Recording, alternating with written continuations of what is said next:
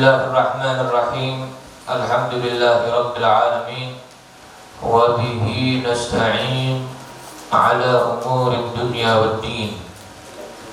Wassalatu wassalamu ala asyrafil anbiya'i wal mursalin sayyidina wa habibina wa syafi'ina wa qurrati a'yunina wa nuri qulubina wa mustafana wa maulana Muhammadin miftahi babi rahmatillah adada ma fi ilmillah salatan wa salaman daimaini bidawami mulkillah wa ala alihi wa sahbihi qamaril wujud fi hadzal yawm wa fi kulli yawm وفي اليوم الموعود سرا وجهرا في الدنيا والأخرى وعلى آله وصحبه وبارك وسلم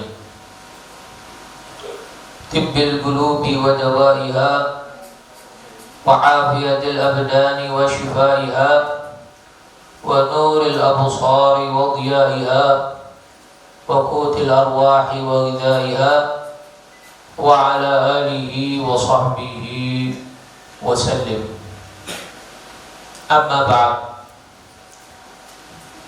Subhanaka la ilma lana illa ma 'allamtana innaka antal alimul hakim. Rabbi shrah li sadri wa yassir li amri wahlul 'uqdatam min lisani yafqahu qawli. Amin ya rabbal alamin. Amma ba'd. Alhamdulillah, summa alhamdulillah, kita semuanya masih dipertemukan lagi dengan izin Allah Subhanahu wa Ta'ala untuk datang di Madras di Ahad pagi kali ini, edisi awal bulan Dzulhijjah, di 10 hari pertama bulan Dzulhijjah, yang mana 10 hari pertama ini sangat mulia, sangat diagungkan Allah Subhanahu wa Ta'ala di dalam Al-Quran. Dikatakan oleh para ulama, ada 10 hari yang mulia, ada 10 hari yang mulia, ada 3 macam 10 hari yang mulia. Yang pertama, 10 hari awal bulan Muharram. Kenapa? Karena menyambut Ashura, tanggal 10 Muharram. Karena pada tanggal 10 Muharram atau Ashura itu Allah banyak menyelamatkan para nabi di situ. Nabi Nuh diselamatkan tanggal 10 Muharram. Nabi Musa membelah laut diselamatkan oleh Allah pada tanggal 10 Muharram Ashura. Nabi Ibrahim dijadikan apinya Namrud sejuk juga tanggal 10 Muharram Ashura. Ya.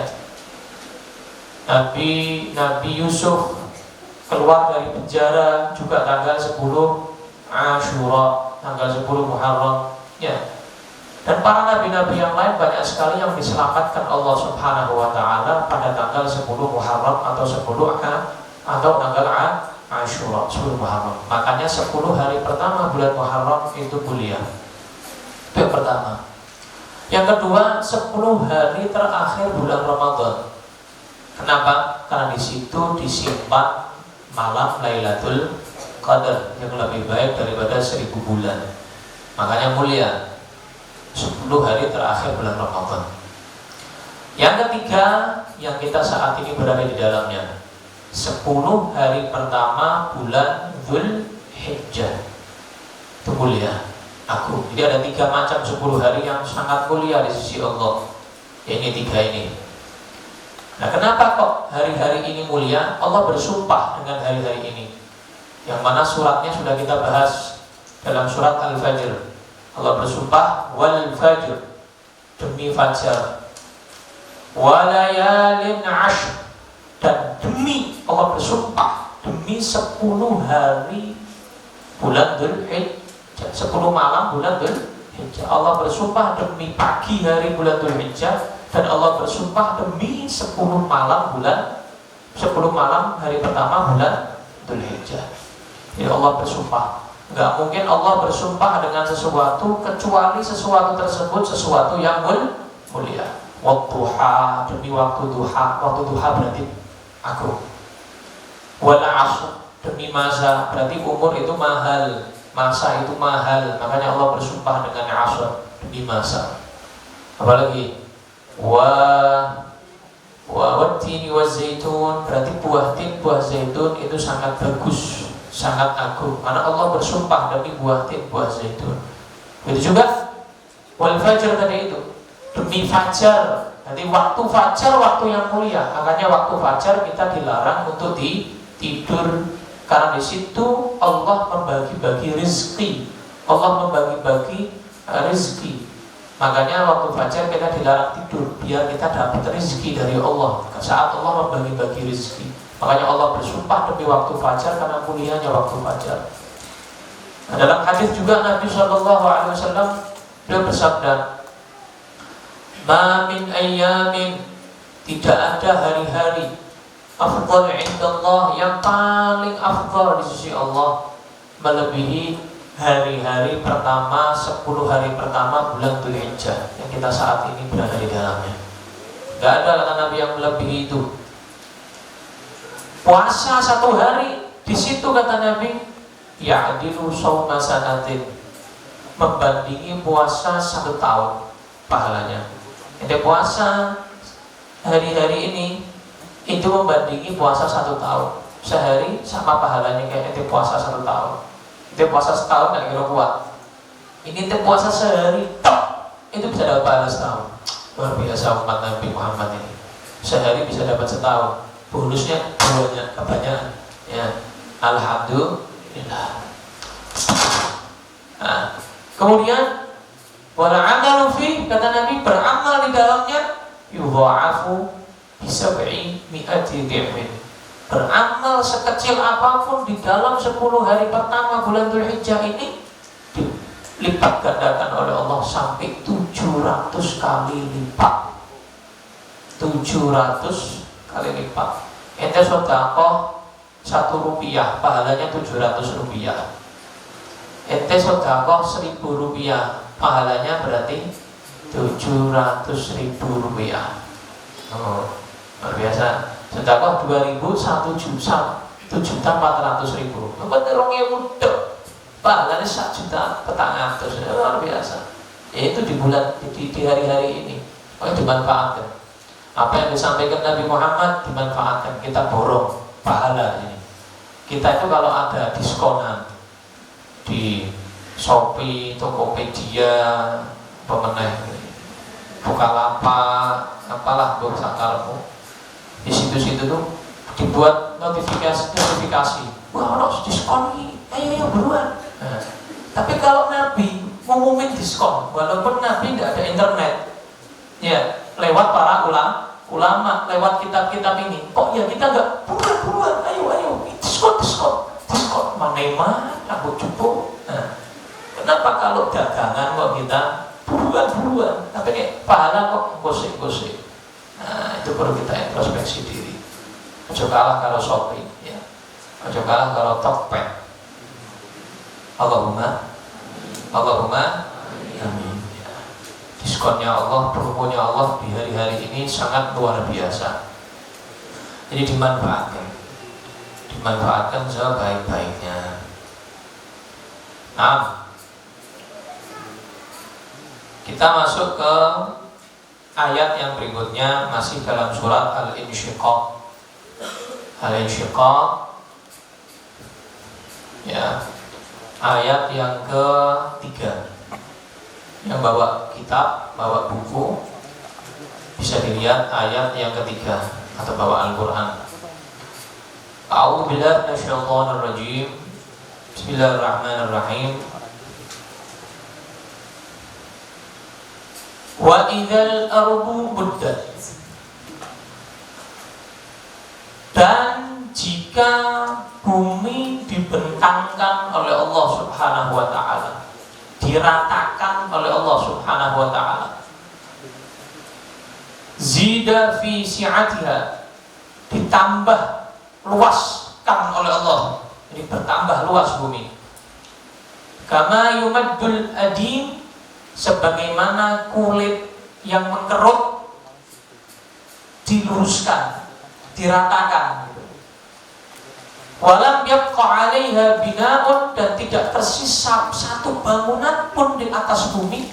Wala jabalun, bahkan gunung pun tidak tersisa sama sekali di muka bumi. Ini misalnya, ini bumi. Bumi itu kan ada gunungnya, ya, ada bangunannya, istananya, rumah-rumahnya. Misalnya ini, begini bumi misalnya. Itu sama Allah nanti di hari kiamat begini kan, sampai roto. Jadi pohon tidak ada, gunung tidak ada, rumah tidak ada, istana tidak ada, semua hancur gini semuanya. Roto-toto, yes. Rata kayak di bulldozer. Atau bangun satu misalnya perusahaan atau mall mau bangun apa kan biasanya di bulldozer roto. Nah ini Allah tidak pakai bego, tidak cukup bego, ngancurkan segini. Bulldozer nggak cukup. Allah langsung, Allah merintahkan bumi untuk rata langsung ini. Tak hancur kabeh. Wa idzal ardu muddat, jika bumi dibentangkan, diluruskan, diratakan oleh Allah Subhanahu wa taala, enggak tersisa apapun.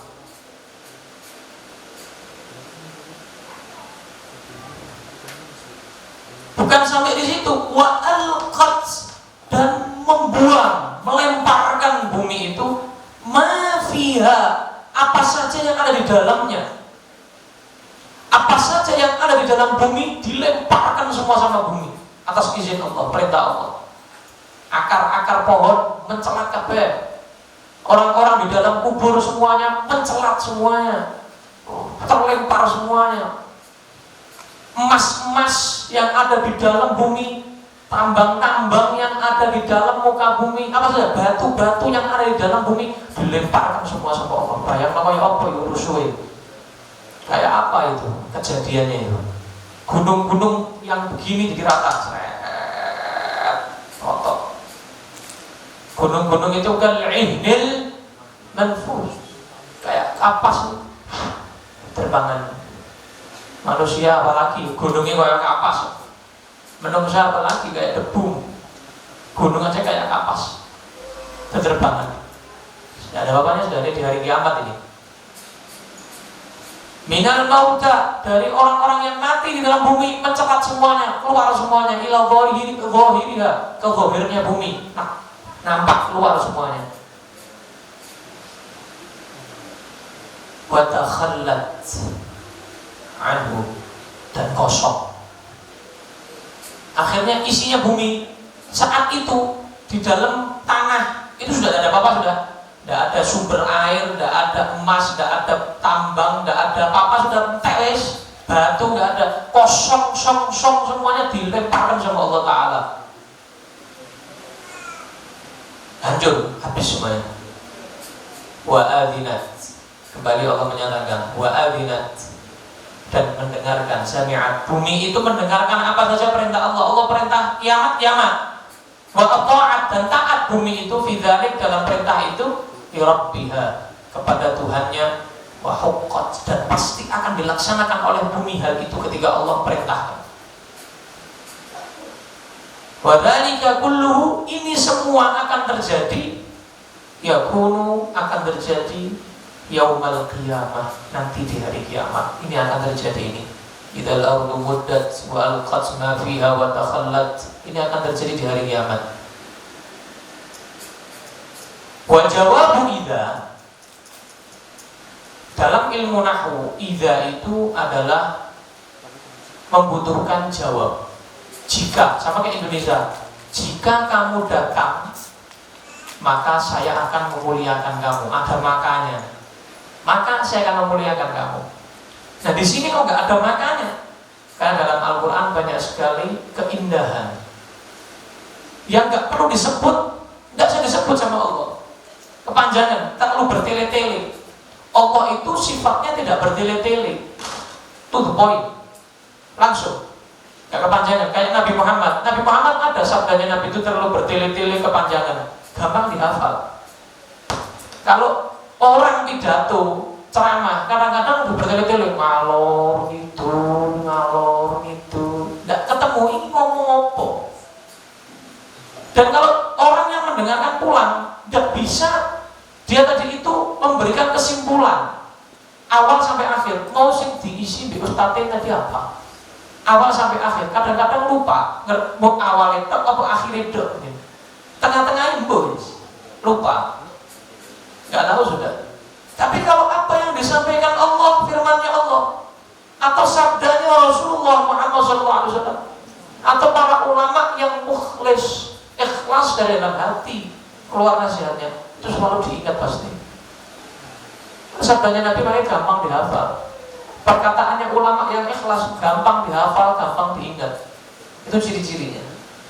Al-Quran gampang dihafal, hadis gampang dihafal, perkataan ulama yang ikhlas gampang dihafal. Gampang dihafal, gak rumit, gak jelimet, gampang dihafal. Nah itulah Allah Subhanahu wa ta'ala dalam Al-Quran kadang-kadang membuang sesuatu, menghilangkan sesuatu yang mana itu dianggap Allah bertele-tele. Oh sudah maklum kok, sudah bisa diketahui kok, ngapain disebutkan lagi. Jadi sebetulnya ada jawabannya, tapi jawabannya wa ma'utifa 'alaiha, dan yang diatafkan kepadanya mahdzufun, dibuang. Dalla 'alaihi ma ba'dahu.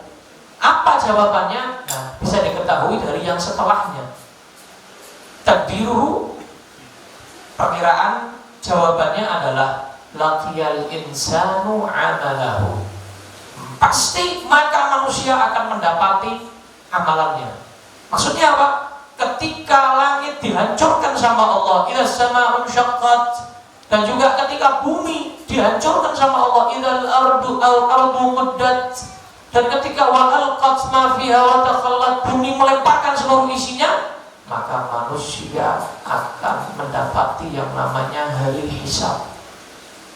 Hisab akan dihisab oleh Allah, akan dipertanggungjawabkan seluruh amalannya, kecil maupun besar, remeh maupun enggak, baik ataupun buruk, akan dipertanggungjawabkan di hadapan Allah Subhanahu wa ta'ala saat itu setelah terjadinya hari kiamat. Paham dong? Nah, semua akan keluar, semua akan dilemparkan Allah Subhanahu wa ta'ala. Bahkan sampai dikatakan oleh para ulama, hatta la yakuna li ahadin minal bashar illa mawdi'u qadami. Nanti itu sampai dari fullnya nanti 2 hari hisab itu full, penuh. Orang itu tidak bisa lagi kemana-kemana. Dia cuma punya tempat kaki, 2 kakinya aja. Enggak, ini gak bisa, gini gak bisa, maju gak bisa, mundur gak bisa. Makhluk tegak ini sudah siap gerak, wes. Gini dok, kenapa? Full, kanan, kiri, depan, belakang, full manusia. Semua keluar. Bayangkan kuburan mulai zaman Nabi Adam, itu keluar semuanya itu. Nabi Adam, Nabi Idris, Nabi Nuh, Nabi Hud, Nabi Soleh, umatnya banyak itu. Keluar semua itu. Bayangkan full, sampai fullnya itu dikatakan oleh para sahabat, ente tidak punya apa-apa, ini walaupun ente dulu masih hidup punya tanah hektaran, punya ini tanah hektaran, tapi nanti ketika hari kiamat tidak punya, misalnya ente podo aja sama yang ngontrak, yang punya SHM, SGB, SOO, sama aja semuanya, nanti cuma punya tempat 2 kaki. Wis alhamdulillah 2 kaki, dan tidak bisa kemana-mana ente sudah. Karena itu sudah cukup buat ente. Gak bisa, ente mau gerak gak bisa. Full, penuh. Nah, pertanyaannya, apakah nanti hari hisab itu kita di bumi ini, di tempat ini? Dalam ayat yang lain Allah berfirman, Yauma tubaddalul ardu ghairal ardi was samawat. Hari kiamat, hari di mana nanti bumi ini akan dirubah. Bukan bumi ini lagi, pokoknya nanti kita akan berubah ke tempat lain, tempat yang lapang, tempat yang kosong, nggak ada apa-apa. Kita akan dihisab Allah nanti di situ. Jadi bukan di sini. Dalam ayat yang lain Allah menjelaskan tentang ini. Wa barazu lillahil wahidil qahhar, dan mereka akan menghadap kepada Allah yang Maha Perkasa. Saat itu dirubah nanti tempatnya. Kita bukan di sini lagi, nanti tempat yang lain dirubah oleh Allah Subhanahu wa taala. Makanya dalam surat Thaha Allah berfirman, "Fayadharuha qa'an safsafa." Bumi ini akan tak wis, ente nyari apa enggak ada wis. Habis kecil tak qa'an safsafa. La tara fiha 'iwajan wala amta. Kamu tidak akan melihat dataran tinggi, dataran rendah, tidak ada, roto. Ini kan tanah belendung, ada batu yang nampak, ada dataran tinggi, tanjakan, ada tikungan, ada turunan. Nanti di hari kiamat, saat hisab, tidak ada. La tara fiha, kata Allah. Kamu tidak akan melihat nanti di situ. Iwajau wala amda. Dataran rendah, dataran tinggi sudah tidak ada, rata, kelihatan semuanya. Dan juga dalam ayat yang lain Allah berfirman, wa akhrajatil ardu athqalaha wa akhrajatil ardu athqalaha wa akhrajatil ardu, dan bumi akan mengeluarkan athqalaha, apapun isinya, keluar semuanya.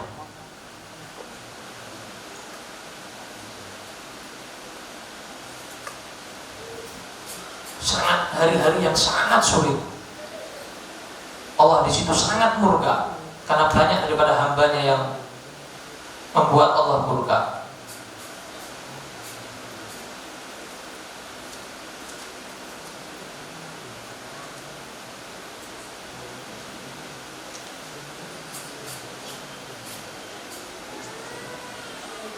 Mudah-mudahan Allah selamatkan kita di hari itu. Amin ya Rabbal, amin ya Rabbal, amin ya Rabbal alamin.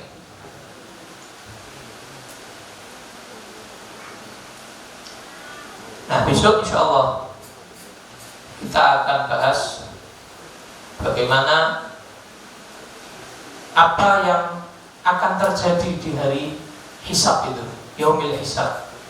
Apa yang terjadi? Apa yang akan kita hadapi? Allah jelaskan di ayat ini, di surat ini. Di lanjutannya ayat yang ke-6 ya. Insyaallah kita akan bahas besok ya, bagaimana apa yang akan kita hadapi nanti di hadapan Allah Subhanahu wa taala saat hari hisab. Allahumma adkhilna jannata bi ghairi hisab. Amin ya rabbal alamin.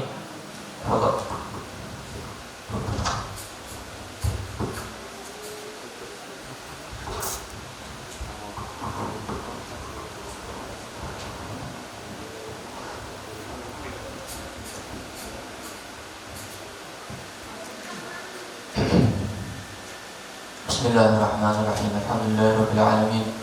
Wassalatu wassalamu ala sayyidil mursalin sayyidina Muhammadin bin Abdillah wa ala alihi wa sahbihi wa man wala. Wala hawla wala quwwata illa billahil aliyyil azim. Qala al-musannifu rahimahullahu ta'ala wa nafa'ana bihi wa bi 'ulumihi wa bi 'ulumi masyayikhina wa bi 'ulumi sa'iris salihin. Amin. إلى أن قال وفي رواية في الصحيحين عن البراء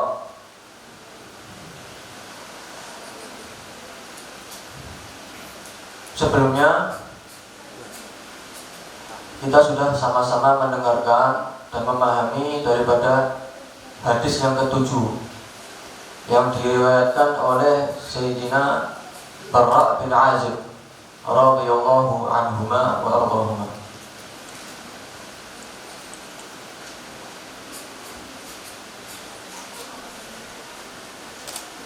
Wa fi riwayatin fi sahihain, terdapat riwayat yang lain. Nah, terdapat riwayat yang lain fi sahihain, di dalam sahihain Bukhari dan Muslim, yang diriwayatkan oleh Sayyidina Barra dari Sayyidina Barra. Cuma perawinya berbeda. Hadis yang pertama yang disebutkan kemarin sama yang sekarang ini berbeda perawinya. Cuma sama-sama dari Sayyidina Barra bin Azib radhiyallahu taala anhuma. Qala, berkata perawi tersebut, perawi yang kedua ini, berkata perawi tersebut, qala ali Rasulullah sallallahu alaihi wasallam, berkata li kepadaku, maksudnya Sayyidina Barra bin Azib, Rasulullah sallallahu alaihi wasallam, Rasulullah bersabda kepadaku, idza ataita madja'aka fatawadda wudu'aka lis-salati. Apabila ataita, kamu mendatangi madja'aka, tempat tidur kamu, fatawadda, maka berwuduklah, wudu'aka lis-salati, seperti wuduknya kamu lis-salati, untuk melaksanakan sholat. Thumma, kemudian ittaja', berbaringlah, ala syiqqikal aiman, pada sisi kanan badan kamu, pada sisi kanan badan kamu. Hadis ini sama disampaikan oleh Sayyidina Barra bin Azib, cuma berbeda riwayat, perawinya berbeda.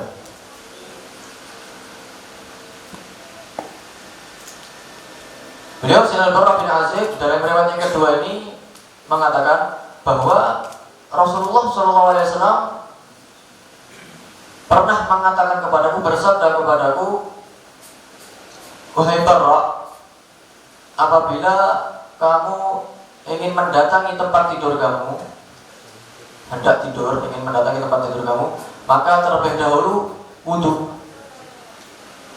Wudhulah terlebih dahulu sebelum tidur. Bagaimana wudhunya? Sama seperti ketika kamu wudhu untuk melaksanakan sholat.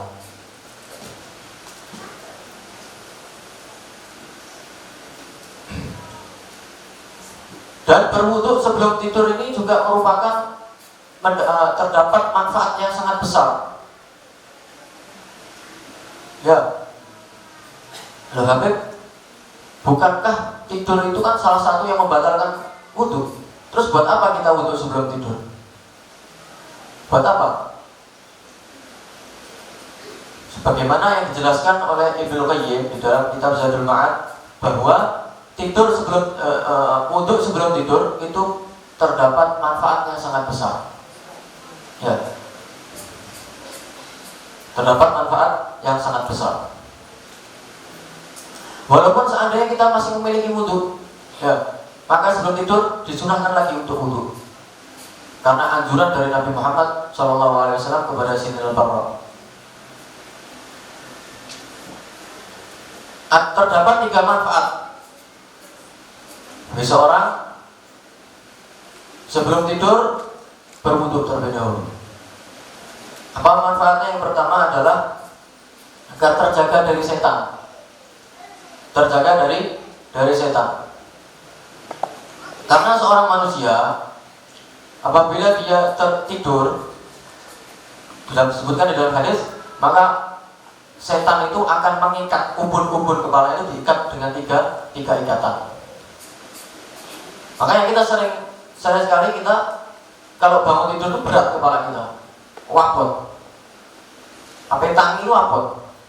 Bener katanya Basur itu bener. Bangun tidur lagi. Wabot. Itu gara-garanya apa? Penyebabnya sama setan itu. Diikat, jadi ubun kita itu diikat di tali, sehingga abot, bangun ini kepalanya abot. Kata Rasulullah SAW,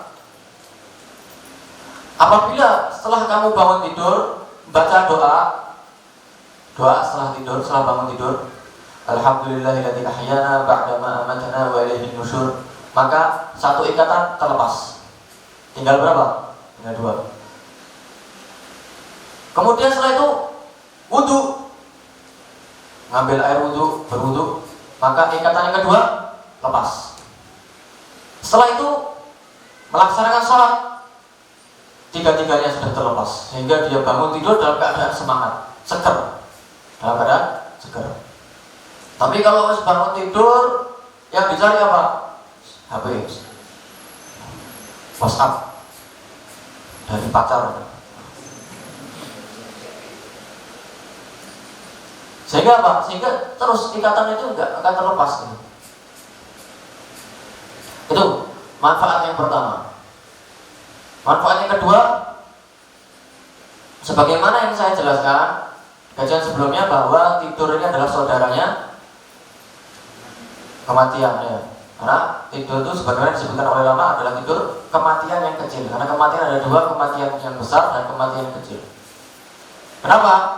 Karena kedua-duanya ini sama-sama ruh kita dicabut, baik kematian yang sebenarnya ataupun ketika tidur ruh kita dicabut. Cuma perbedaannya apa? Perbedaannya ketika tidur itu ruh kita memang dicabut, cuma masih terikat sedikitnya, terikat dengan jasad kita sedikit. Berbeda dengan kematian yang sebenarnya, maka sudah terlepas, semuanya terlepas. Oleh karena itu, karena masih terikat dengan jasad kita ketika tidur, karena sebab itulah terjadinya yang namanya mimpi.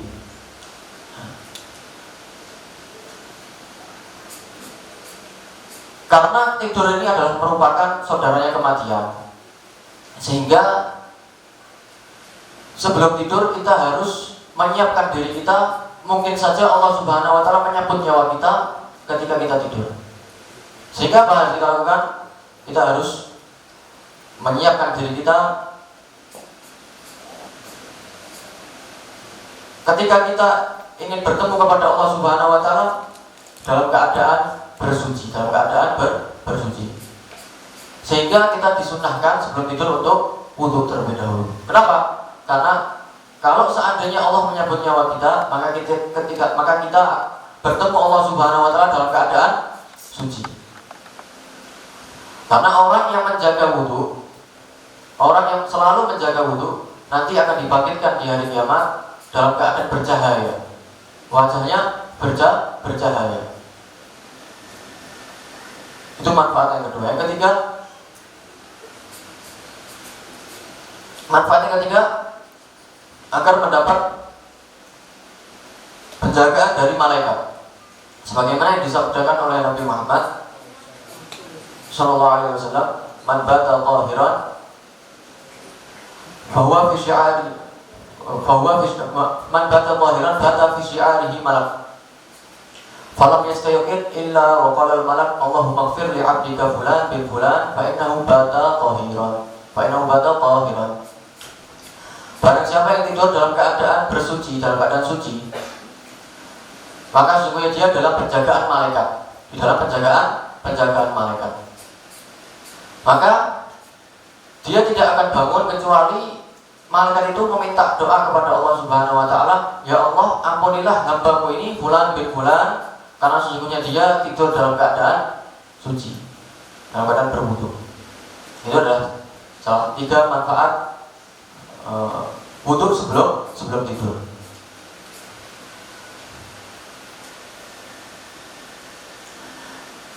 Kemudian setelah itu, posisi tidur kita bagaimana? Posisi tidur kita sebagaimana yang dijelaskan oleh Nabi Muhammad, ittaji' ala shikikil aiman, berbaring pada sisi kanan badan kamu.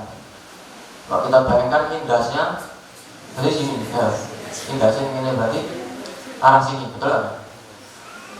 Sisi kanan, berbaring pada sisi kanan badan kamu. Ya.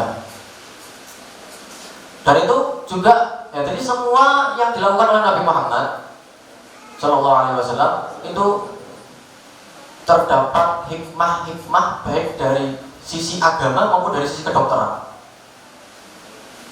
Dalam ilmu kedokteran dibahas panjang lebar dan sangat menganjurkan, dokter sangat menganjurkan tidur pada sisi kanan badannya, tidur miring kanan.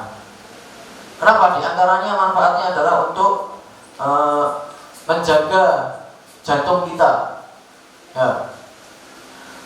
Kemudian melancarkan proses pencernaan. Ya. Untuk manfaat dari sisi agamanya apa? Supaya mudah untuk bangun. Ya, mudah untuk bangun. Perbedaannya ketika tidur miring kiri. Ketika gasing gini, nah, miring kiri itu akan terlelap di dalam tidurnya, sehingga sulit untuk bangun. Ya, sulit untuk bangun. Tapi kalau miring kanan itu mudah untuk bangun. Ya. Karena kita dianjurkan untuk bangun malam, ya, untuk bangun malam, sehingga ajaran Nabi Muhammad SAW ketika tidur posisinya adalah miring kanan. Supaya apa? Supaya bangun tengah malam, melaksanakan tahajud, bermunajat kepada Allah Subhanahu wa taala. Al-Imam Al-Ghazali beliau menyebutkan di dalam kitab Bidayatul Hidayah, seseorang yang kalau setiap harinya tidur 8 jam, ya, setiap hari tidur 8 jam, berarti sepertiganya kan, 24 jam kan, sepertiganya berarti kan, ya. Maka kalau seandainya umurnya dia 60 tahun, karena umur umat Nabi Muhammad itu kan di antara 60-70 kan, ya. Kalau seandainya umurnya dia 60 tahun, berarti dia telah menghabiskan 20 tahun sepertiganya untuk tidur saja. Ya. 40 tahunnya nggak tahu untuk apa, belum untuk mainnya, ya, untuk perbuatan maksiat. 20 tahun tok buat tidur. Kata Imam Ghazali. Nah, kita orang berapa jam setiap hari? 12? Hah? Mungkin 24 jam ada? 8 jam, kata Imam Ghazali. Beliau sangat menganjurkan untuk tidak lebih dari 8 jam. Minimal 8 jam. Minimal 8 jam. Itu pun kita masih menghabiskan 20 tahun, menghabiskan waktu kita 20 tahun dalam keadaan sia-sia. Ya, kecuali kalau kita mengawalinya dengan sunnah-sunnah Nabi, maka tidur kita juga dihitung ibadah. Berdoa sebelum tidur, ya enggak?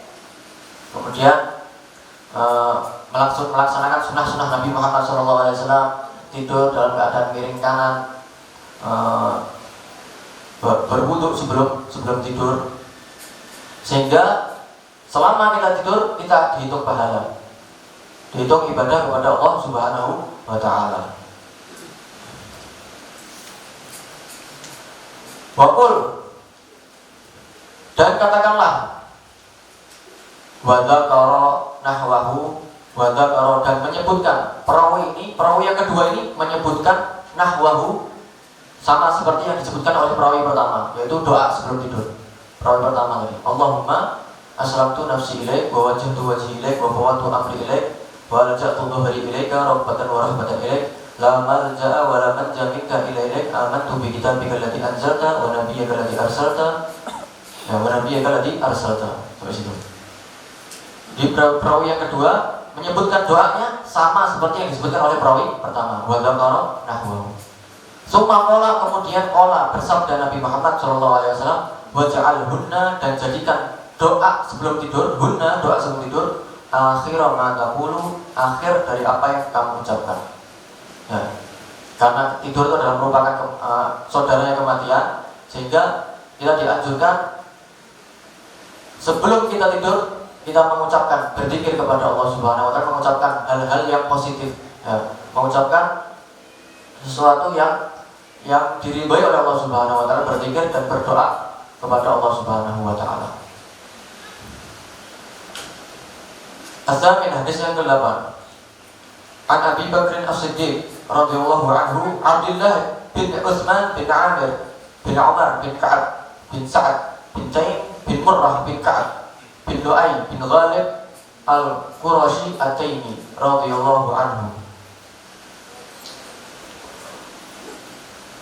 Dari sini disampaikan oleh, diriwayatkan oleh Sayyidina Abu Bakar As-Siddiq radhiyallahu anhu.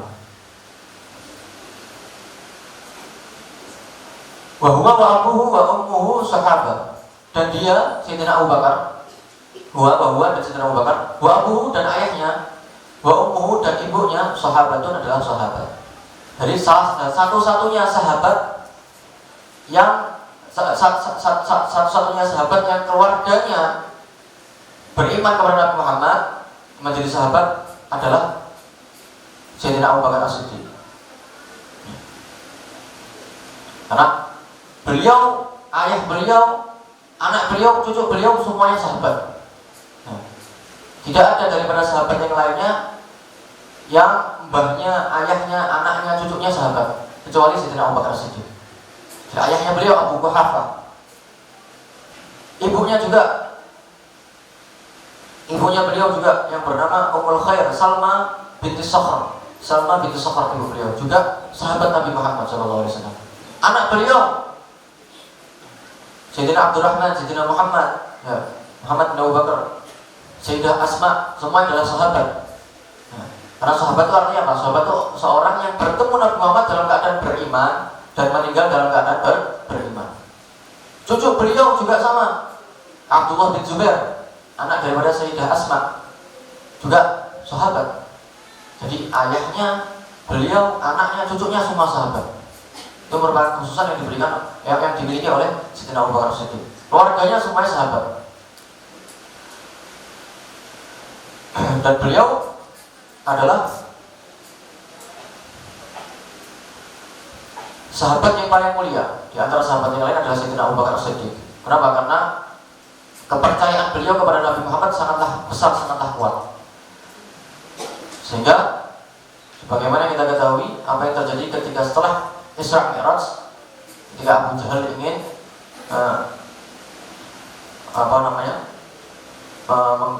memasuki pikiran-pikiran atau mengganggu pikiran atau keyakinan daripada Sayyidina Abu Bakar, sehingga Abu Jahal itu mengatakan kepada Sayyidina Abu Bakar, wahai Abu Bakar, sesungguhnya nabimu ini tadi malam ini dalam satu malam dia berangkat ke Baitul Maqdis, pulang lagi. Sesuatu nggak masuk akal ya. Kata Sayyidina Abu Bakar dengan keyakinan yang sangat kuat, kalau kamu mengatakan lebih dari itu, aku lebih percaya. Aku percaya dengan hal tersebut. Karena kepercayaan itu sehingga beliau dijuluki dengan As-Siddiq, Abu Bakar As-Siddiq. Tapi ada sebagian ulama yang mengatakan bahwa sahabat yang paling mulia bukan Sayyidina Abu Bakar, bukan Sayyidina Umar, bukan Sayyidina Utsman, bukan Sayyidina Ali. Siapa itu? Nabi Isa. Sebagian ulama. Loh kok bisa? Karena Nabi Muhammad bertemu Nabi Isa. Gimana? Di langit kedua. Karena Nabi Isa masih hidup. Nanti akan turun Nabi Isa. Nabi Isa masih hidup. Dan sahabat adalah orang yang bertemu kepada Nabi Muhammad dan beriman kepada Nabi Muhammad dan meninggal dalam keadaan beriman kepada Nabi Muhammad. Ini Nabi Isa. Sebagian ulama ada yang mengatakan seperti itu. Beliau Sayyidina Abu Bakar As-Siddiq juga beliau adalah terkenal dengan kelembutan, memiliki sifat yang sangat lembut, lemah lembut. Akan tapi ketika beliau menjadi khalifah, beliau sangat tegas. Beliau sangat tegas. Bahkan Sayyidina Umar yang terkenal dengan ketegasannya, keberaniannya, ketika Sayyidina Abu Bakar As-Siddiq menjadi khalifah, ketegasan yang dimiliki Sayyidina Abu Bakar As-Siddiq melebihi ketegasan Sayyidina Umar. Ketika beliau menjadi khalifah, banyak daripada umat Islam yang tidak mau membayar zakat, sehingga Sayyidina Abu Bakar As-Siddiq memutuskan untuk memerangi mereka. Nah, keputusan yang diambil oleh Sayyidina Abu Bakar As-Siddiq ini ditolak oleh Sayyidina Umar bin Khattab. Ini Sayyidina Abu Bakar As-Siddiq mengatakan kepada Sayyidina Umar, "Ajabar fil jahiliyah, khawar fil Islam," kata Sayyidina Abu Bakar. Apakah tegas di masa jahiliyah tegas, ganas, di masa Islam lembek, kata Sayyidina Abu Bakar. Bahkan Sayyidina Abu Bakar itu beliau mengatakan, kalau seandainya batang pohon kurma itu, Rasulullah itu memerintahkan kita untuk membayar batang pohon kurma, saya akan memerangi orang-orang yang tidak mau membayar batang pohon kurma.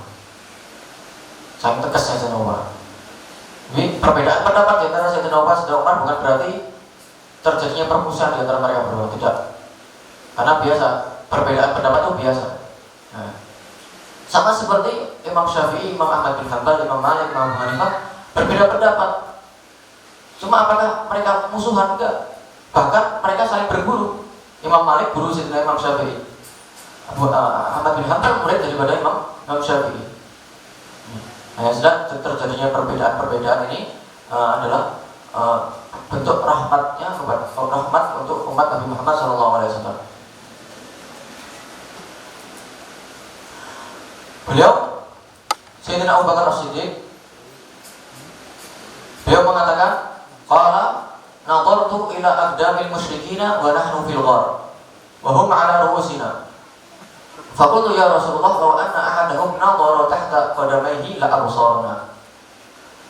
Faqala ma dhannuka ya Abu Bakr bi ithnaini Allahu salisuhuma, muttafaqun alaih. Nadartu ila aqdamil musyrikin. Sayyidina Abu Bakar As-Siddiq beliau mengatakan, nadartu, aku melihat ila aqdamil musyrikin, pada kaki orang-orang musyrik ketika beliau dengan Rasulullah SAW sedang ada di gua Thur. Soalnya aku melihat kaki-kaki daripada orang musyrik. Wa nahnu fil ghar, dan kami Sayyidina Abu Bakar dan Rasulullah SAW fil ghar ada di gua Thur. Hum ala ru'usina, dan mereka orang-orang musyrikin ala ru'usina ada di atas kepala kami. Fakultu, maka aku katakan, ya Rasulullah, wahai Rasulullah, kalau seandainya anna ahadahum, sebagian mereka orang-orang musyrik nadhara, melihat tahta, di bawah qadamaihi, kedua kakinya. Kalau seandainya salah satu dari mereka melihat di bawah kedua kakinya, la absarna, maka dia akan melihat kami. Faqala, maka Rasulullah bersabda, ma dhannuka ya Abu Bakr, apa yang kamu sangka wahai Abu Bakar, bisnaini, bahwa kita hanya dua orang saja, Allahu salisuhuma, Allah adalah yang ketiga dari kita. Muttafaqun alaih, hadis ini diriwayatkan oleh Bukhari dan Muslim. Ini ketika Sayyidina Abu Bakar As-Siddiq dan Rasulullah SAW ketika ingin hijrah, situ dikejar oleh musyrikin kufar Quraisy. Sampai akhirnya mereka berdua, Rasulullah dan Sayyidina Abu Bakar, bersembunyi ada di Gua Thur. Di Gua Thur sangat sempit, sehingga ketika mereka berdua sembunyi, kaum musyrikin mampu untuk mengejar, ya, artinya sampai ke Gua Thur. Karena dapat kabar bahwa Rasulullah dan Sayyidina Abu Bakar menuju ke gunung, menuju ke atas gunung ke Gua Thur. Sehingga ketika didapati di situ,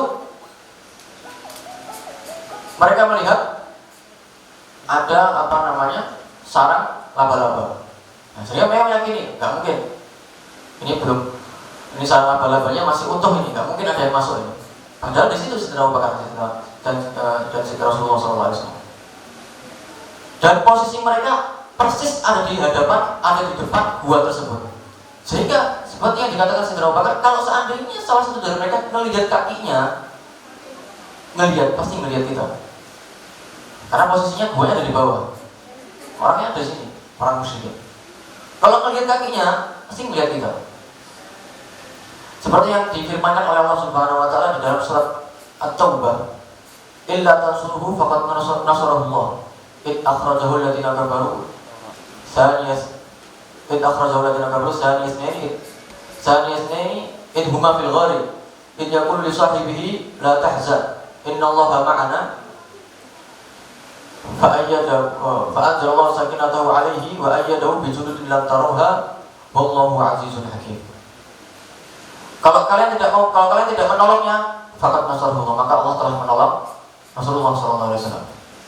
Ketika kaum musyrikin mengusir Rasulullah SAW dari Mekah, itu kejadian ketika mereka ingin membunuh Nabi Muhammad SAW, jika dikejar sampai ke Gua Thur. Zaniyasna ini satu dari dua orang, yaitu Rasulullah dan Sayyidina Abu Bakar. Idhuma fil ghar, ketika mereka berdua ada di Gua Tsur. Yaqulu, ketika Rasulullah mengatakan kepada kepada sahabatnya, la tahzan, janganlah kamu bersedih wahai Abu Bakar. Innallaha ma'ana, sesungguhnya Allah bersama kami. Fa'anzalallah, kemudian setelah itu Allah turunkan ketenangan di dalam hati Rasulullah dan Sayyidina Abu Bakar As-Siddiq. Wa ayyadahu bi juludin la taraha, dan Allah kuatkan, Allah tolong dengan bala tentara yang tidak dilihat oleh mereka.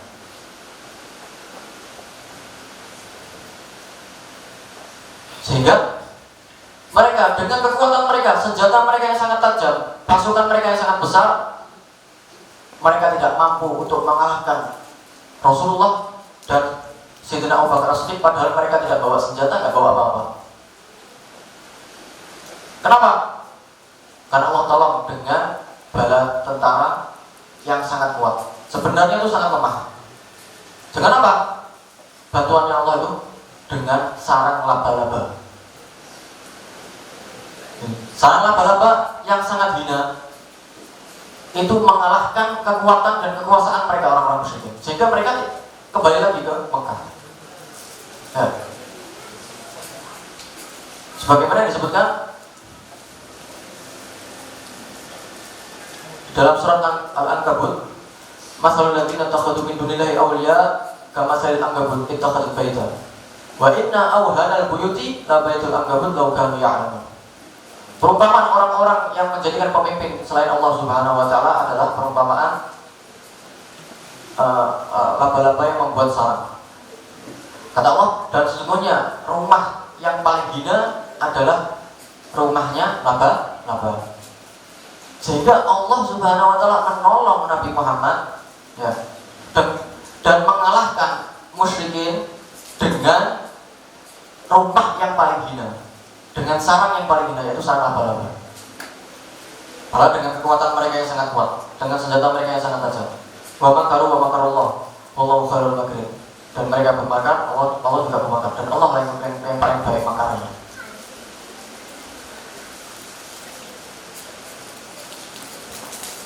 Kata Rasulullah SAW, beliau mengatakan kepada Sayyidina Abu Bakar yang ketika itu gelisah. Saya mengatakan, "Ma'dhanuka, apa yang kamu sangka wahai Abu Bakar, bahwa kita ini hanya dua orang? Allah salisuma, Allah adalah yang ketiga dari kita."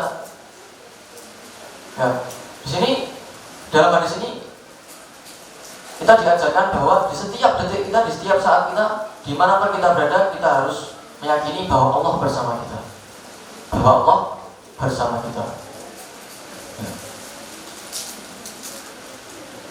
Sehingga ketika kita terus meyakini hal tersebut, maka kita tidak akan melakukan perbuatan maksiat. Kenapa? Malu. Karena kita meyakini Allah melihat kita. Nah, makanya di dalam hadis qudsi itu disebutkan wahai hambaku, kalian berbuat maksiat, kalian bersembunyi dalam melakukan perbuatan maksiat, dan kalian malu terhadap makhlukku. Tapi kalian menampakkan berbuat maksiat di hadapanku, karena sesungguhnya aku adalah Maha mengetahui. Ya. Ketika kalian berbuat maksiat, kalian sembunyi supaya tidak diketahui oleh makhlukku, oleh manusia. Tapi sesungguhnya setiap gerak-gerik kalian itu diketahui oleh Allah Subhanahu wa taala. Ya. Kata Allah Subhanahu wa taala, apabila kalian mengetahui atau meyakini bahwa aku melihat kalian ketika kalian berbuat maksiat, berarti kalian telah menjadikan aku yang paling hina di antara yang melihat kalian. Karena kalian merasa bahwa perbuatan kalian itu hina, sehingga kalian bersembunyi dari manusia. Ya, ketika kalian meyakini bahwa ketika kamu berbuat maksiat itu dilihat oleh Allah Subhanahu wa taala, berarti kalian menjadikan Allah itu hina, paling hina daripada manusia. Itu kata Allah Subhanahu wa taala. Sehingga sangat besar dosanya orang yang berbuat maksiat sedangkan dia tahu Allah melihat dia. Sangat besar. Dan diceritakan ada seorang murid atau 7 orang murid, mana gurunya ini ingin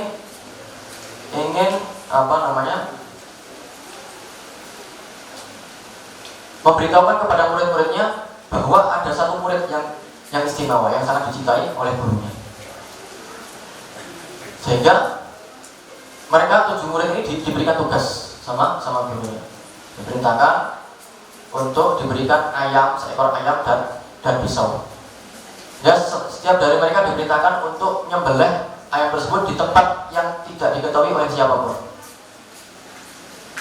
Sehingga mereka semua berangkat mencari tempat yang paling aman, supaya tidak diketahui oleh siapapun. 6 murid ini dengan cepatnya kembali kepada gurunya dan menyerahkan ayamnya dalam keadaan terpotong. Dan mereka dengan yakinnya mereka mengatakan kepada gurunya bahwa aku memotongnya di tempat yang paling aman, tidak diketahui oleh siapapun. Ya, satu murid yang lainnya ini tidak kunjung kembali, sehingga 6 murid tadi itu pada menghina murid yang satu ini. Alangkah bodohnya dia, tidak bisa menemukan tempat yang paling aman, tempat yang sembunyi, tempat yang tidak bisa diketahui oleh siapapun. Itu sangkaan mereka. Sampai akhirnya beberapa saat kemudian kembali murid yang satu ini, murid kesayangan gurunya, kembali dalam keadaan ayam itu masih utuh, belum dipotong. Sehingga ditanya sama gurunya, kenapa kamu nggak memotong ayam itu? Padahal aku telah menyuruh kamu, memerintahkan kalian untuk memotong ayam tersebut. Wahai guruku, sungguhnya aku tidak mendapatkan tempat yang paling aman, tempat yang tidak diketahui oleh siapapun. Karena setiap kali aku menemukan tempat, aku meyakini bahwa di situ Allah Subhanahu wa taala melihatku. Sehingga aku tidak mau memotongnya, karena Allah melihatku. Nah, dari itulah 6 murid yang lain itu merasa malu dan mengetahui bagaimana kedudukan yang tinggi yang dimiliki oleh murid tersebut. Mudah-mudahan Allah Subhanahu wa taala memberikan kekuatan iman dalam hati kita sehingga kita bisa mengamalkan apa yang kita dengarkan. Allahumma ja'alna min istami'il qawli wa bil hasanah. Sallallahu alaihi wasallam walhamdulillahirabbil alamin.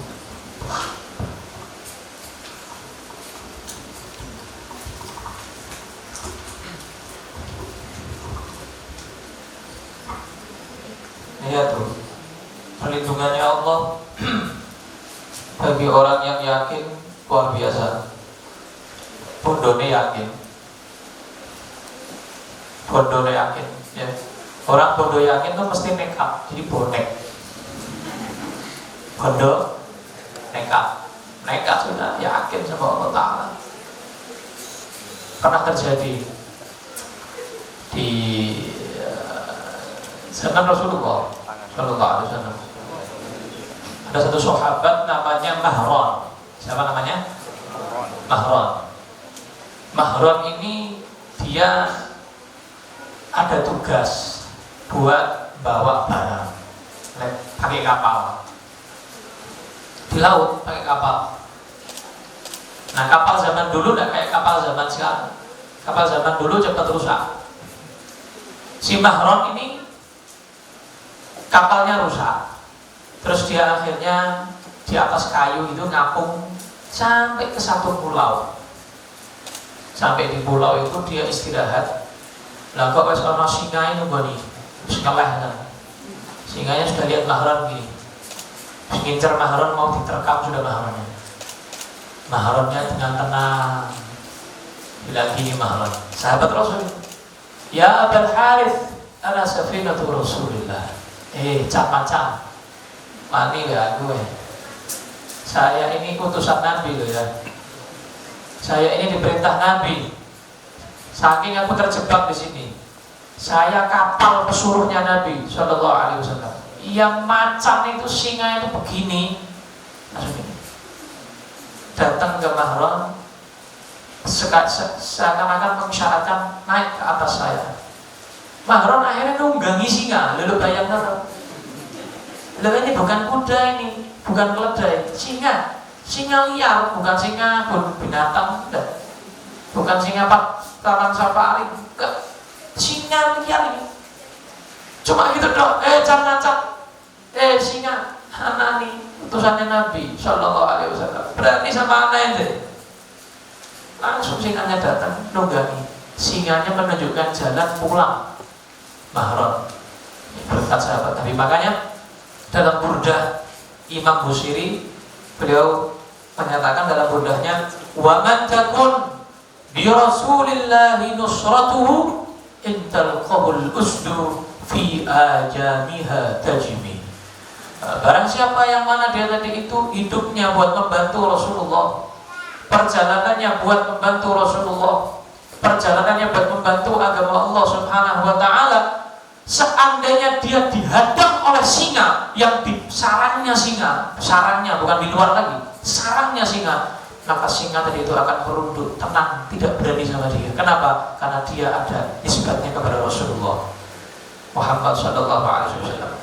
Kayak ulama dulu, itu kan kalau perjalanan itu kan perjalanan darat, jalan kaki, nggak naik mobil. Ini kalau masuk taman safari itu pasti ada isyarat, jangan buka kaca, kecuali yang yang jinak, kayak jerapah, kayak apa. Tapi kalau pas singa, jangan buka kaca, jangan buka pintu, apalagi. Ya.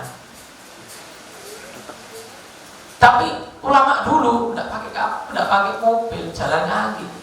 Di antaranya kakek saya yang meninggal di Solo, Abdul Qadir Nobel Rahman Segaf. Para ulama dulu jalan ke darat, ya lewat hutan, lewat tempatnya singa, tempatnya binatang-binatang lewat.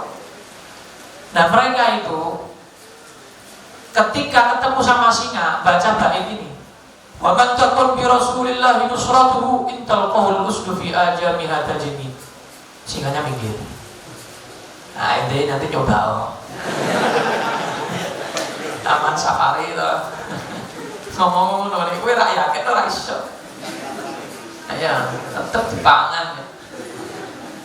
Tapi kalau kamu yakin seperti yakinnya mereka kepada Allah, kepada Rasulullah, pasti apapun nggak akan berani, apapun akan tenang, walaupun singa yang berani tenang. Wa man takun bi Rasulillahi nusratuhu intal qahul usdu fi ajamiha tajmi. Itu. Nah, kita masuk ke bab zakat ini. Masuk ke bab zakat. Sebelum masuk ke bab zakat, kita harus tahu dulu apa saja fadilah keutamaan daripada zakat. Pertama, zakat itu adalah rukun yang ketiga daripada rukun Islam.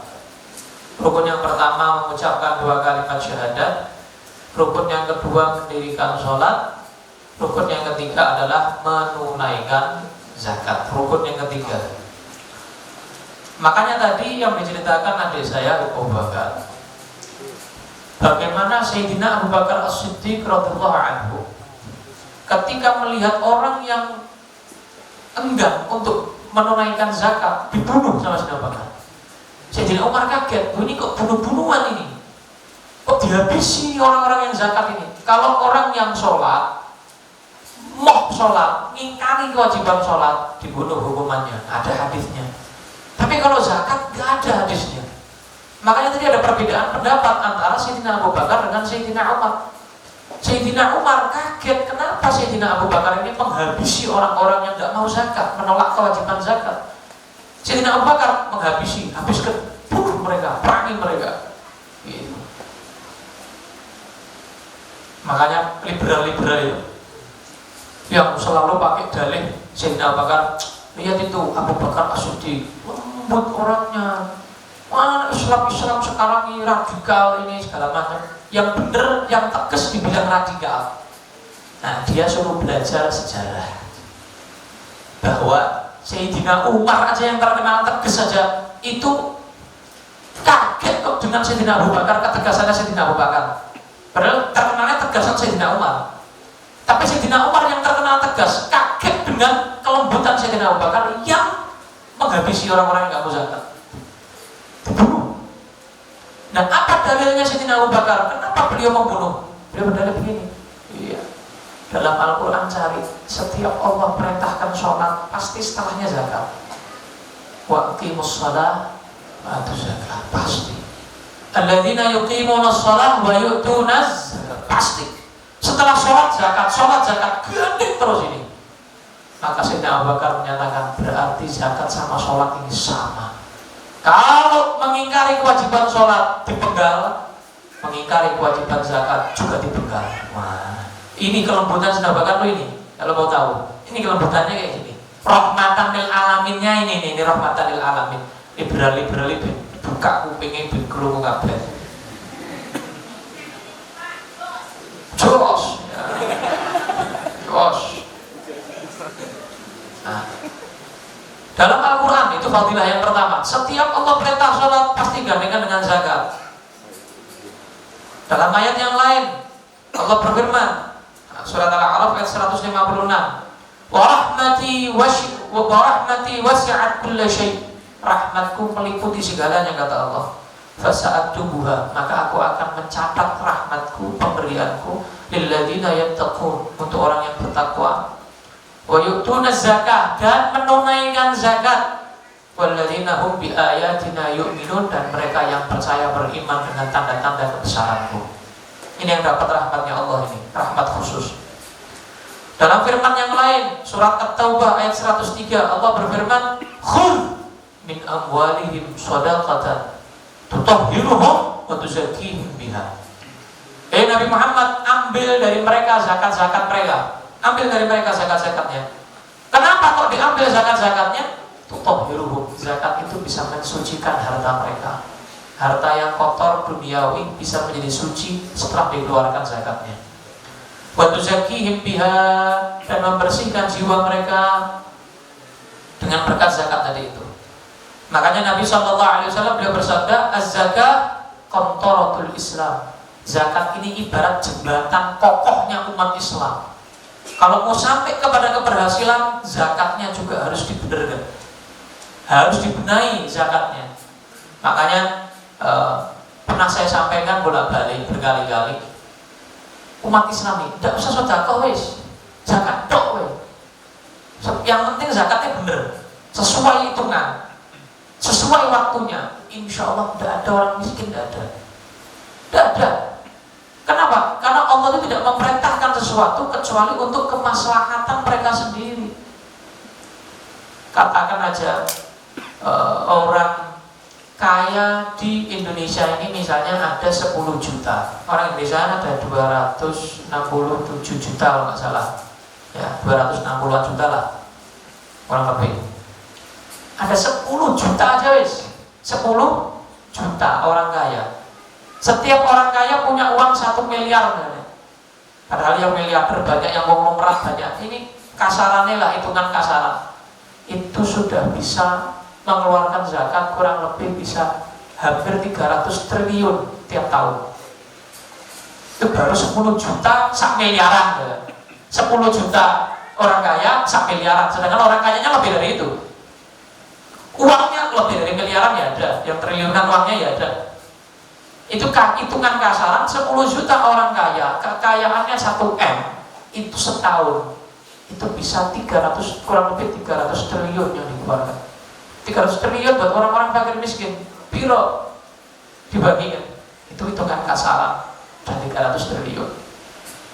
Baik itu, tidaklah Allah memerintahkan sesuatu pasti ada hikmahnya. Nah, apalagi pakai sedekah, itu zakat itu. Apalagi pakai sedekah, apalagi pakai infak, apalagi pakai wakaf, macam-macam masih kan. Dalam hadis yang lain Nabi SAW bersabda, man adda zakata malih dhahaba anhu syarruh. Barang siapa yang dia menunaikan zakatnya, ada keburukan bagi dia. Ya mungkin dia ada keburukan yang menimpa dia, nggak mungkin. Kalau kamu ingin tidak ada keburukan yang menimpa kamu, tunaikan zakat. Dalam hadis yang lain Nabi SAW bersabda, hasinu amwalakum bizzakat. Jaga harta kalian, bentengi harta kalian, lindungi harta kalian dengan zakat. Bukan dengan CCTV, bukan dengan satpam, bukan, hadisnya tidak ada. Hasinu amwalakum bil satpam, hasinu amwalakum bil CCTV, tidak ada begitu. Itu hanya ikhtiar duniawi itu, CCTV, satpam, gembok, alarm, itu duniawi. Tapi yang ukhrawi, yang rabbani, perlindungan langsung dari Allah dengan apa? Zakatnya sesuai, keluarkan zakatnya, insya Allah nggak ada apa-apa itu, nggak pakai CCTV, nggak pakai gembok, nggak pakai satpam, aman. Kenapa? Yang jaga Allah langsung. Wadahu amradakum bisadaqah, dan obati orang-orang yang sakit di antara kalian dengan cara bersedekah, bukan obat, bukan dokter. Bukan dawu amradakum bil obat, nah. Bil apotek, nah. Bil UGD, nah. Bil dokter, nah. Tapi apa? Bis sedekah, dengan sedekah. Jadi kuncinya kamu mau sehat, sedekah, bukan obat. Kenapa? Yang ngasih kesehatan Allah apa obat? Allah. Obat itu cuma sebab aja, wasilah, perantara aja. Tapi perantara yang paling agung yang disampaikan Nabi dengan apa? Sedekah. Jadi kalau kamu mau sehat, sakit kamu tambah parah, tambah akeh sedekah ya. Sakit stroke 2000.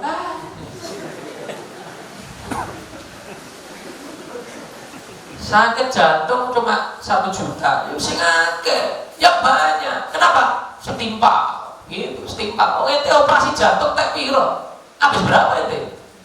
Lu sedekah enggak berani, operasi berani. Sedekah akeh biar sembuh, sehat. Wastaqbilu amwajal bala biddu'a wa tadarru'. Karena Nabi kata Nabi, dan persiapkan diri kalian menghadapi bala, wabah, musibah dengan doa dan tadarru' kepada Allah. Jadi banyak-banyak doa. Ini corona, krisis ekonomi, apa misalnya, doa sama Allah. Aja kakek protes. Protes tidak bisa menyelesaikan. Protes internet, ngopo ini opo? Nyalahkan sana, nyalahkan sini, nyalahkan pemerintah, nyalahkan yang bagian ekonomi, nyalahkan yang bagian ini. Apakah itu bisa menyelesaikan masalah? Tidak bisa. Malah tambah itu soalnya ngelak-ngelak mau. Tanya dosa kamu. Nah, biar yang zalim berbuat zalim, Allah yang balas. Kan gitu. Biarkan Allah yang balas. Bukan urusan kamu. Nah, urusan kamu supaya kamu bebas dari krisis. Caranya gimana kata Nabi? Akeh donga. Banyak doa. Karena kata Nabi, doa sama bala, sama musibah itu di langit perang. Jadi ketika bala mau turun ke kamu, ini corona mengkon. Kamu doa, ya Allah, lindungi saya dari corona. Itu doanya kamu naik, seret. Marani corona itu mau pedang-pedangan di corona. Ya betul, ini Nabi yang berkata ini perang. Doa sama bala yang mau turun itu perang. Tidak akan turun kepada kamu, perang terus sampai kiamat, ini terus, tidak akan selesai itu, sampai nanti hari kiamat. Ini banyak doa sama Allah. Krisis doa, belum sukses doa, pengen sukses doa, semuanya doa. Kamu nih hamba, kita nih hamba itu yang banyak minta sama tuannya, bukan hamba protes sama tuannya, tambah dikai, ya kan? Ada pembantu atau budak protes sama majikannya terus, dipecat ya, kerjanya nggak beres, dipecat. Yang beres kerja, amalnya kamu, mintanya kamu yang banyak sama Allah Ta'ala, minta yang banyak sama Allah Ta'ala.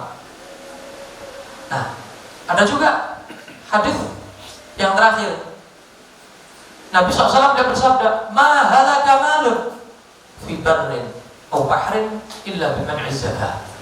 Tidak ada harta yang hancur, toko kebakaran, kebanjiran, kemalingan, apalagi bencana-bencana itu, gempa bumi misalnya hancur, kena longsor, toko-toko yang kena itu kata Nabi tidak mungkin terjadi kecuali zakatnya nggak beres. Zakatnya nggak beres. Jadi kalau kamu mau tokomu aman, tidak kebakaran, tidak kemalingan, tidak kebanjiran, tidak ini, tidak itu, semuanya tidak kena bencana-bencana tadi itu, zakatmu yang beres. aman. Jadi kalau misalnya naudzubillah ada yang kena seperti itu, introspeksi zakat kamu kurang beres ya kamu. Wes toh, Nabi yang bilang nggak mungkin Nabi bohong, as-shadiqul masduq, yang jujur dan diakui kejujurannya oleh Allah.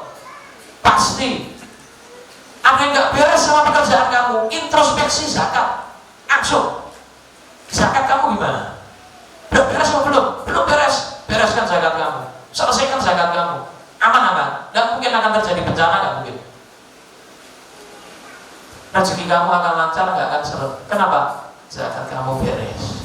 Sedekah kamu beres. Allahumma ya Rabbal alamin. Besok insya Allah yang akan datang kita akan masuk macam-macamnya zakat ya. Kali ini fadilah-fadilahnya zakat dan juga ancaman orang yang meninggalkan zakat.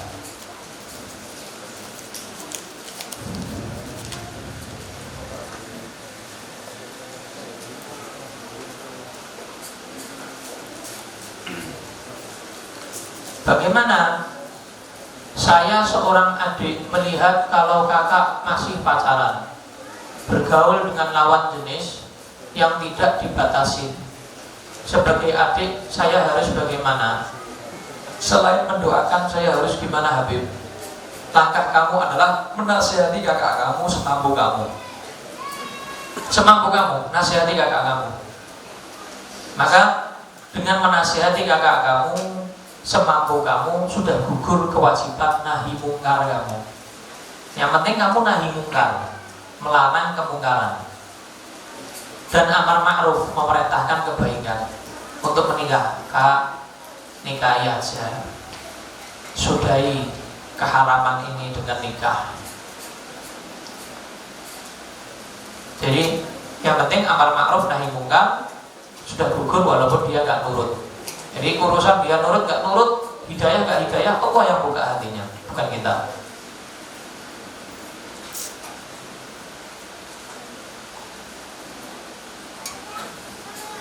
Kalau misal kita berobat pada orang yang beraliran Syiah, tapi kita tidak setuju dengan aliran Syiah, apakah bahaya? Bahaya. Saya udah tahu alirannya Syiah kok berobat ke sana. Ya. Karena sebagaimana yang saya sampaikan bolak-balik, kelebihan yang Allah beri kepada manusia itu nggak melulu karomah, kemuliaan. Kadang-kadang istidraj. Ente kalau mau cari yang obat-obati orang-orang Hindu Buddha, banyak puasanya lebih dari orang Islam itu, orang Hindu, orang Buddha itu top itu, bertapa di gunung. Ya, kalau mau cuma bisa bedek-bedek roh, cuma bisa ngobat-ngobati. Jadi orang Hindu Buddha bisa ya istidraj, kelebihan tapi cuma untuk ngulur-ngulur, ngeluh-ngeluh aja, biar tambah parah nanti siksa nerakanya. Itu aja. Kalau kamu mau jadi Islam yang sejati, orang yang agamis sesuai keridhaan Allah Subhanahu wa Ta'ala, tidak usah neko-neko. Berobat dengan cara Nabi tadi itu sedekah, ya, atau kepada orang-orang yang beraliran yang sama, ahlus sunnah wal jamaah. Ya, jangan yang istidraj, cari kok yang istidraj, yang karomah.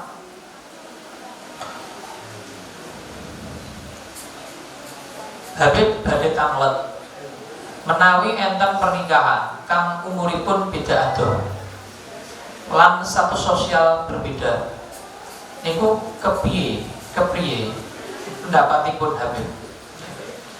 Ini umur ya itu tidak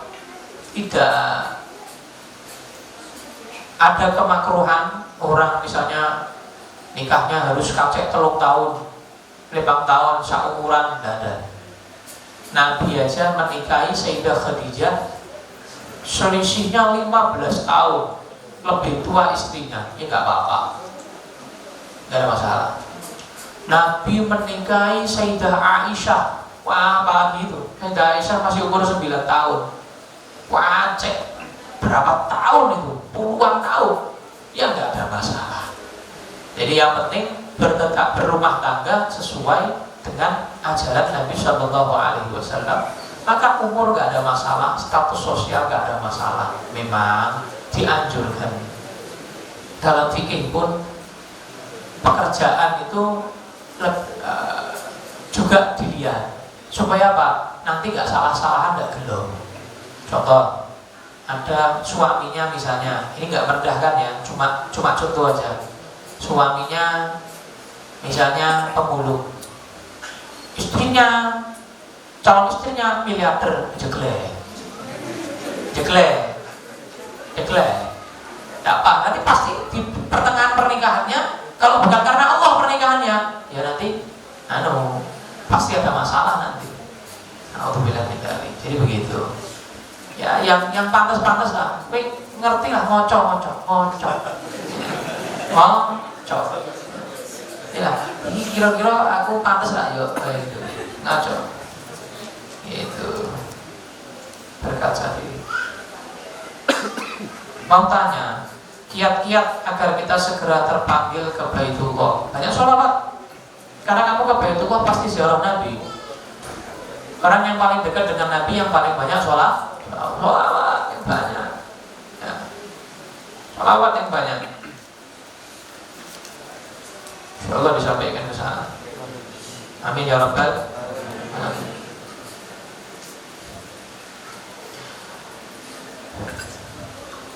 Izin bertanya,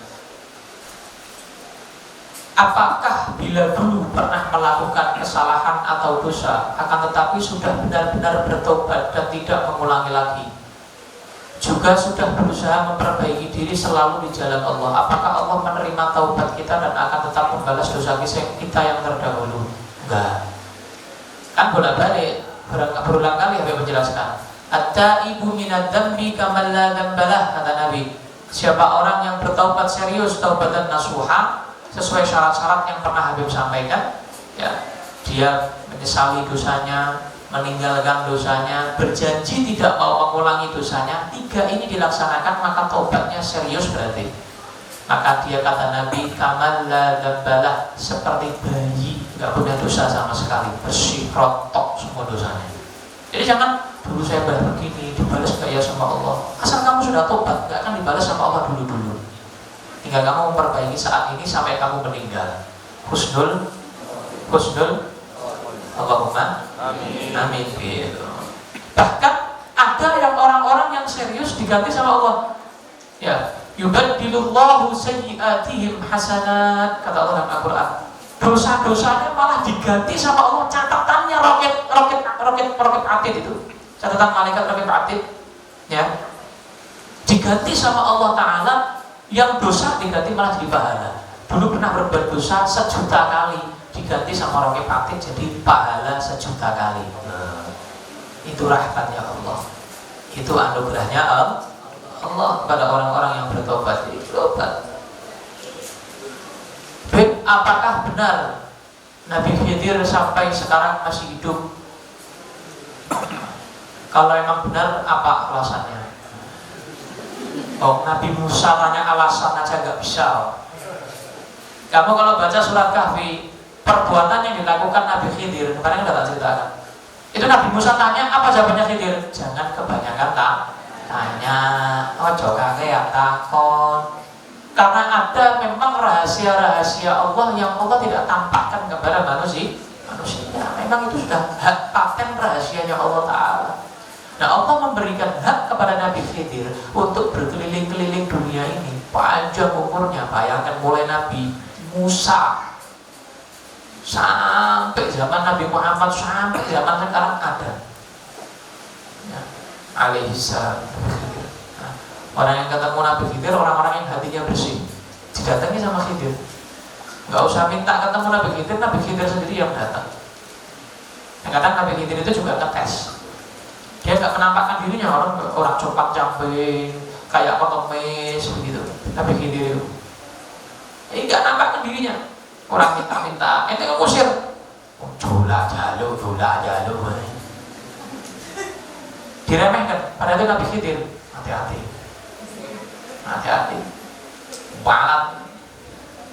Makanya ada orang di pinggir jalan atau dimanapun, jangan suudzon, jangan prasangka buruk. Siapa tahu dia orang soleh, siapa tahu malah Nabi Khidir loh. Siapa tahu, gak ada yang tahu lagi. Memang ada ciri-cirinya, ya memang ada ciri-cirinya. Jadi antaranya itu, kalau kamu hatinya bersih bisa ketemu Nabi Khidir.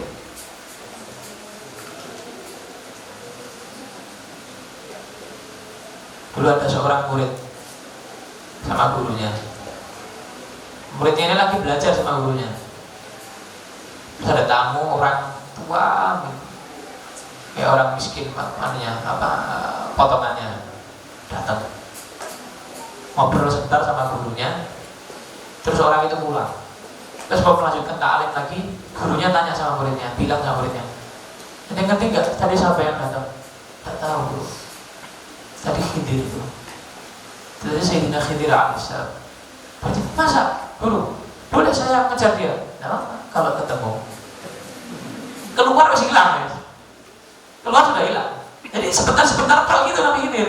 Sini gitu. Sebentar-sebentar kalau keluar sudah dicari sama dia, mana tadi mana? Tidak tahu. Kadang menyerupai orang lain. Pernah juga ada satu cerita menyerupai orang tukang tambal ban. Dikirakan muridnya, ini tukang tambal ban, tujuan kono tukang tambal ban. Padahal menemui gurunya itu Nabi Khidir, ada perlu sama gurunya. Ketika ditanya, "Itu tahu nggak tadi itu siapa?" "Tukang tambal ban samping sana." Mau baik.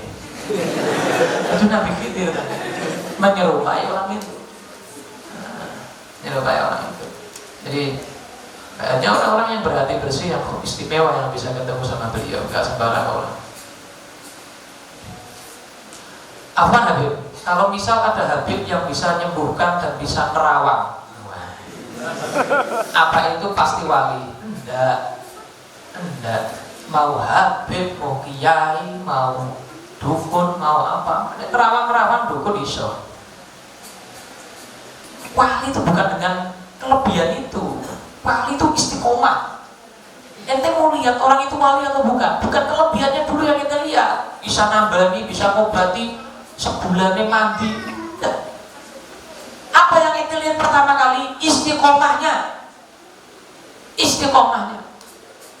Karena dalam Al-Quran Allah memberikan ciri-ciri aulia Allah, para walinya Allah itu dengan apa? Istiqomah. Itu yang pertama kali itu istiqomah. Gak pakai kebanyakan ngomong kayak anak gini, kakean ngomong. Gak pakai kebanyakan ngomong, kebanyakan cepat. Kebanyakan ngomong, kebanyakan nasihat, gak pakai begitu. Mereka itu dilihat orang bisa tobat. Tidak orang tobat. Orang non-muslim lihat aja bisa muslim. Itu wali itu gitu.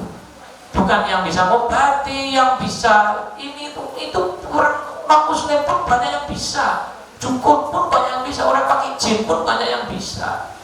Ini istiqomah. Wali itu istiqomah, karena al-istiqomah khairum min alfi karamah. Istiqomah itu lebih baik daripada 1000 keramat. Orang punya 1000 kelebihan yang macam-macam, sama satu keistiqomahan lebih afdal, satu keistiqomahan daripada 1000 keramat. Istiqomah yang berat. Wali itu cirinya istiqomah, bukan itu. Ya terus kayak itu. Ya, jadi jangan tertipu dengan kelebihan. Dulu pernah terjadi. Abah saya, Habib Farid, ada orang itu dia ngakunya kiai, tapi bos koti nanti pakai imamah, mudah-mudahan imamah itu datang ke rumahnya orang, banyak kerupuk, wali. Abah saya bilang wali skoti. Ya. Banyak orang datang, dilihat dari jauh sama abah saya. Pak, jadi orang ini itu buka serbannya keluar anggur hijau. Wah, hijau. Kayak David Copperfield pesulap. Buka lagi kurma yang nggak ada di Indonesia, adanya di Arab. Keluar. Wali. Abah saya suka kuat. Orang-orang takutnya salah paham. Soalnya orang ini nggak sholat. Dia bilangnya ngelantur. Saya ini makomnya nggak pakai sholat lagi. Aku cukup iling. Cukup apa? Iling. Karena sholat itu iling. Ini nggak mungkin wali. Apa saya sudah? Omongannya ini. Nggak mungkin wali. Parani sama apa saya. iya ini harus kata wedi Habib Farid. Karena abah saya dulu tuh senengnya gitu, datangi wong-wong sing ngaku-ngaku wali. Jadi datangi sama abah saya, biar orang nggak banyak tertipu. Datang, iya coba dipegang serbannya sama abah saya, dipegang, coba tok no, gitu sama, coba sekarang keluarkan, tunjukkan sama orang-orang, ampun bib, tok no, ampun bib. Jangan buat kesesatan dengan kelebihan yang kamu punya, katanya abah saya. Akhirnya dia buka serbannya, orang apa-apa nih, nggak bisa, makan bolak-balik, udah amat tuh. Mesti baca nih, nggak bisa, karena itu istidraj. Nggak mungkin wali menyatakan sholat, saya tidak perlu sholat lagi, cukup iling. Nggak ada wali kayak gitu. Sholat itu Nabi sholat, lu kok awakmu terus? Nabi sholat, Nabi Muhammad sholat, ya enggak? Ya enggak? Itu tidak saya percaya orang kayak gitu. Nabi Muhammad ya puasa, ya sholat, ya enggak? Ya zakat, ya haji. Nabi Muhammad aja begitu. Ya kerja, ya orang-orang model kayak mana enggak mungkin. Wali, Nabi aja begitu. Kok wali? Enggak mungkin. Jelas tuh? Mudah tuh. Jadi saya minta seluruh jamaah saya, siapapun yang mendengarkan ini, baik yang datang di sini hadirin hadirat atau streamingan, semuanya yang mendengarkan ini jangan melihat kelebihan, karena kelebihan itu bisa jadi bukan karomah tapi istidraj. Bukan karomah tapi istidraj. Tapi lihat apa? Istiqomah. Istiqomah nggak orang ini? Jalankan ilmu nggak orang ini? Berilmu nggak orang ini? Ngamalkan ilmu nggak orang ini? Takut sama Allah nggak orang ini? Gitu. Jangan lihat kelebihannya. Bukan. Wali itu bukan kelebihan. Jadi saya kira itu ya. Wallahu a'lam bishawab. Sallallahu alaihi wasallam. Muhammadin wa alihi wasallam. Alhamdulillahirabbil alamin. Siapa yang sakit, insyaallah di antara kita atau keluarga kita mudah-mudahan diberikan kesembuhan oleh Allah. Syifaan ajilan yughadiru saqaman wala alama. Yang hamil mudah-mudahan dilancarkan kehamilannya sampai nanti HPL insyaallah lahir dalam keadaan yang terbaik, ibu dan anaknya menjadi anak yang soleh solehah. Mudah-mudahan yang belum punya keturunan diberikan keturunan yang soleh solehah. Yang belum punya jodoh insyaallah diberikan jodoh yang soleh solehah insyaallah. Yang masih punya orang tua mudah-mudahan kita termasuk anak-anak yang berbakti kepada orang tua kita. Yang sudah meninggal mudah-mudahan orang tua kita diberikan tempat sisi yang terbaik di sisi Allah Subhanahu wa taala. Kemudian Allah Subhanahu wa taala memberikan istiqamah kepada kita sehingga kita dapat menjadi hamba yang istiqamah, yang dapat menjalankan selalu akidah yang benar, ajaran yang benar, amaliyah yang benar sampai wafat, sampai meninggal dalam keadaan husnul khatimah. Mudah-mudahan kita semuanya yang lagi bekerja, punya pekerjaan, perdagangan atau apapun diberikan kelancaran oleh Allah Subhanahu wa taala, mendapatkan rezeki yang nyata ataupun yang makna, ma'nan wa surah, insyaallah mudah-mudahan kita mendapatkan rezeki di dunia ataupun di akhirat, rezeki yang melimpah ruah barokah. Amin ya rabbal alamin. Ala kulli niyatin salihah ila hadratin Nabi Muhammad sallallahu alaihi wasallam. Al-Fatihah.